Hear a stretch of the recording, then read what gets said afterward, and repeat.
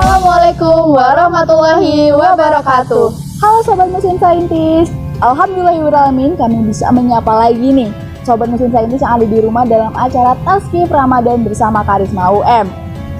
Nah ya bener banget tuh, kita kembali lagi di acara Tazkif Ramadan bersama kami, saya Krisya Dinda Monika dan teman Dan saya Laila Nusa Fitri. Senang banget bisa menemani sore hari ini dalam beberapa menit ke depan untuk membahas tentang Islam lebih dalam. Nah ya, kali ini kita ada di FMIPA UM yang tentunya suasananya tuh sejuk, hijau, dan rindang yang membuat kita bisa lebih semangat dan betah nih ngobrol ke depannya. Wah, Masya Allah banget nih ya. Oh ya, ngomong-ngomong ini udah di detik-detik akhir bulan Ramadan loh. Gimana nih perasaannya Sobat Muslim Saintis? Apakah senang mau berjumpa dengan Lebaran atau sedih karena bulan Ramadan akan berakhir? Hayo gimana? Wah, ayo gimana nih Sobat Muslim Saintis? Kalau aku sih keduanya ya Laila. Di satu sisi tuh seneng gitu karena mau Lebaran, dan di satu sisi lagi sedih karena bulan Ramadan akan segera meninggalkan kita, di mana kita sudah tidak bisa lagi melaksanakan ibadah dengan pahala yang berlipat ganda tentunya. Wah iya bener banget sih. Sobat Muslim Saintis yang di rumah gimana nih? Amalan tadarusnya nanti akan berlanjut atau udahan nih? Kalau bisa dilanjut ya, karena semua ibadah tidak ada yang sia-sia. Bener banget. Jadi meskipun bulan Ramadan ini telah usai, kita harus terus semangat dan istiqomah untuk tetap mempertahankan ibadah kita ke depannya gitu. Yap, bener banget nih. Mungkin Sobat Saintis di rumah penasaran nih, apa saja sih yang perlu dipersiapkan untuk menyambut Hari Raya Idul Fitri atau Lebaran itu? Boleh jawab dong Dinda? Nah ya, jadi ada hal yang harus kita persiapkan sebelum menyambut Hari Raya Idul Fitri itu sendiri, yaitu persiapan untuk berpuasa di bulan Syawal ya tentunya. Nah pasti ini Sobat Muslim Saintis bertanya-tanya nih, kenapa sih kok harus puasa lagi? Padahal kan kita habis puasa nih. Tapi ternyata ini tuh suatu kebijakan yang diberikan oleh Allah Subhanahu wa Ta'ala untuk memberikan kesempatan kepada kita untuk terus meningkatkan iman, Islam dan ihsan kita agar terus istiqomah dan lebih baik lagi ke depannya. Dan tentunya kita tidak boleh melewatkan kesempatan-kesempatan baik ini ya. Bener banget. Ya bener banget, jadi yang dibilang sama Dinda, kita tuh harus menyiapkan iman yang kuat untuk menjalani puasa di bulan Syawal nantinya. Dan selain itu kita juga harus menyiapkan kesucian hati dan diri kita untuk saling memaafkan nih, karena Lebaran sendiri identik dengan yang namanya silaturahmi antara keluarga, teman, dan juga mungkin guru, dosen, dan sebagainya.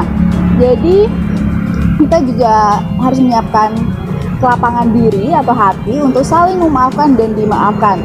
Nah ya bener banget tuh. Selain itu di saat Lebaran itu juga ada nih kue Lebaran yang akan menjadi suguhan untuk para tamu yang datang ke rumah silaturahmi. Nah selain itu juga ada nih yang identik dengan masyarakat kita, yaitu memakai pakaian baru saat Idul Fitri. Nah bener banget tuh, apalagi pakaian baru tuh kayak wajib banget ya sih pakaian baru gitu. Nah terus gimana nih pandangan Islam tentang jajanan yang khas banget di Hari Raya dan juga baju Lebaran tersebut? Nah sebenarnya dalam Islam menyuguhkan kue Lebaran saat Lebaran itu sendiri sebenarnya boleh, tapi hal ini tuh sebenarnya tidak diwajibkan ya Sobat Muslim Saintis.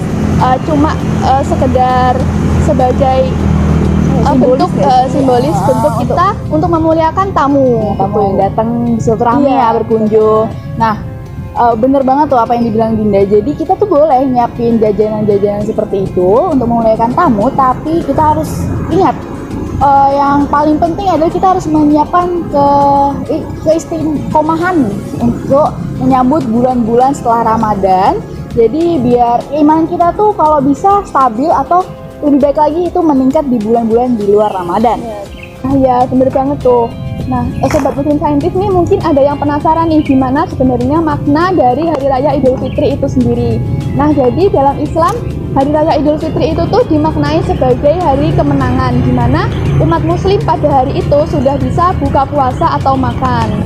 Nah sebelum itu ada sholat Idul Fitri, di mana kita disunahkan dulu untuk makan ataupun minum walaupun sedikit. Nah, jadi sebelum kita menunaikan sholat sunnah Idul Fitri tersebut, kita kan harus makan ya, makan atau minum sedikit, jangan kekenyangan ya.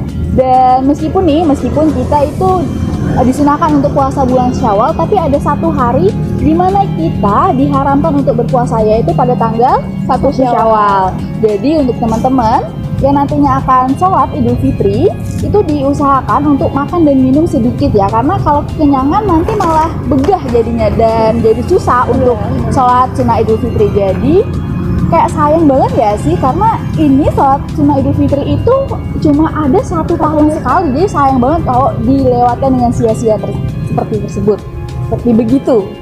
Yap, bener banget nih Sobat Muslim Saintis. Jadi hari kemenangan ini dimaknai oleh seluruh umat muslim di dunia sebagai hasil pencapaian kita nih dalam 1 bulan penuh berpuasa dan melakukan amal-amal baik di bulan suci Ramadan. Jadi untuk menyambut hari kemenangan ini kita harus harus senang dan gembira karena ini suatu pencapaian kita juga. Oke. Ngomong udah sore banget nih ya, udah mulai waktu berbuka nih. Nah ya, udah sore banget ya, dari tadi kita ngobrol tapi nggak kerasa udah sore aja nih. Nah semoga ilmu yang kita bagi pada hari ini bisa bermanfaat bagi Sobat Muslim Saintis semua. Tetap semangat dalam taat dan selamat menunaikan ibadah puasa dan selamat berbuka puasa tentunya. Sekian dari aku, Gracia Dinda Monika. Dan aku, Laila Safitri, mewakili segenap kru yang bertugas dan juga teman-teman Karisma UM lainnya mengucapkan sampai jumpa dan sampai bertemu di Tasbih Ramadan selanjutnya. Dadah. Wassalamualaikum warahmatullahi wabarakatuh.